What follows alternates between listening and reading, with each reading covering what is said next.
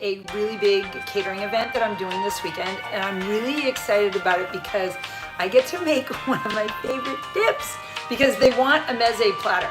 Now, this dip that I'm gonna be making, it doesn't always have to be with a meze platter, but like, come on, like move over, hummus. Enough of that.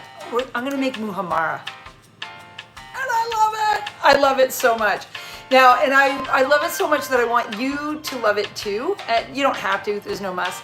But honestly, it's just so easy to make. And it's like, it's sweet and it's savory and it's got a little bit of smokiness. And it's just like, I'm sorry, it's just like downright sexy, and you need to get this in your life. Or just as a dip, or on grilled meats or on grilled vegetables. So let's go over a few musts, shall we? Now, this might be like, okay, wait, you're a chef and you're actually gonna use something out of a jar? Yeah, I am, because I've done this so many times, and I actually find this actually makes it so much better than I've ever made it with like the freshly charred peppers that I've used in the past. So I like this brand personally, so I'm going to be adding this one in. This is all going into my food processor. Okay, if you have a blender, great, use your blender. Now, this is one of the musts, so in it goes. Now, so that's going in.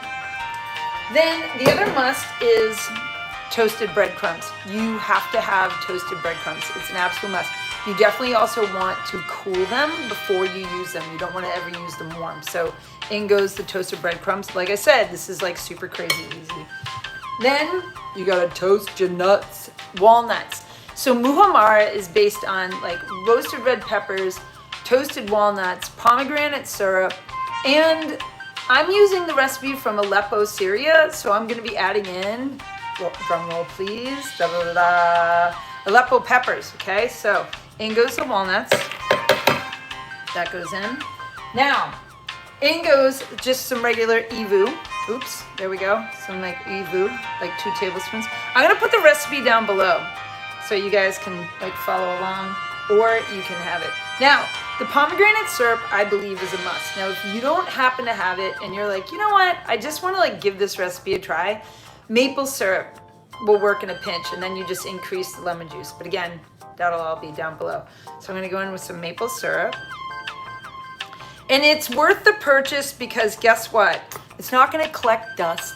You're actually going to use this again and again and again because I think you're really actually gonna like this.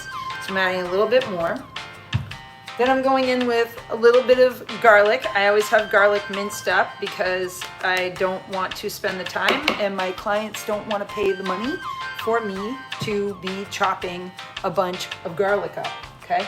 Now I'm going in with a little bit of lemon juice. Da-na-na-na. And that's right, I'm going in with the Aleppo pepper. This is one of my favorites. It's basically like it's actually slightly sweet, very fruity. It's got a little tiny bit of heat to it, but nothing too crazy. So we're gonna go in with some Aleppo. There we go. And then I'm gonna go in with some cumin. It's gonna ground everything because we've got kind of some like acidity going on, especially with the lemon juice and some of the pomegranate syrup. A little bit of the razzle dazzle, or AKA the gruesome twosome, a little salt to draw out all those flavors. I'm gonna give it a little cranky of pep. Da-na-na. And then, this is it. I get to just turn it on and away it's gonna go, and then I have a dip very soon. La la la. Okay.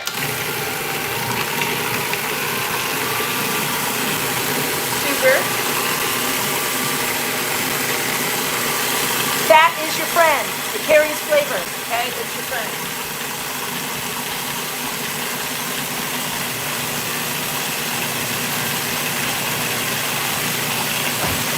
Okay, now I get to taste. Very excited. Now, if you're wondering about those breadcrumbs, those were gluten-free.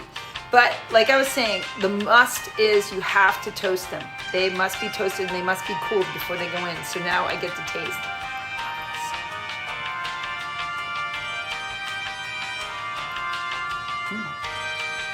Yeah, it actually needs a little bit more pomegranate syrup. Yeah, no, absolutely. So if any of you have already like had muhammara or you buy it, okay, totally get it. You gotta try it at some point in time to know what it's supposed to taste like. This is one thing to have the recipe, but it's another thing, like, what is it supposed to taste like? So I totally get it, okay? So I'm gonna give it another crank.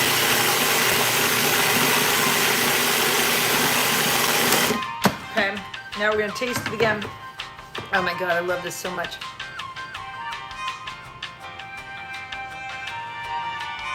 Yeah, I think I could use, ooh, it's got a little heat. I like it. I like it. What does it need? I think it needs a little bit of salt.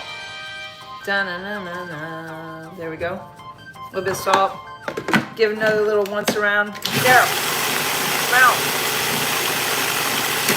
You might see other recipes that have like tomato sauce to them.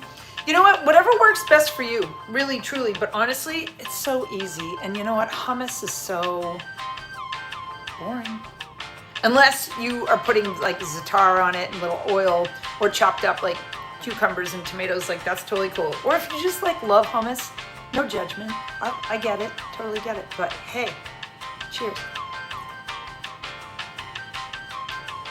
Oh God. And the cool thing is it's gonna change over time. So it's gonna get like a lot brighter and also kind of balance out if it tastes like a little too acidic right now. So just know it's going to change over time. So that's it. That is literally MUHAMMARA. So liven up those meze platters, children, and just make it today. Okay? MUHAMMARA. Thanks for watching. Bye.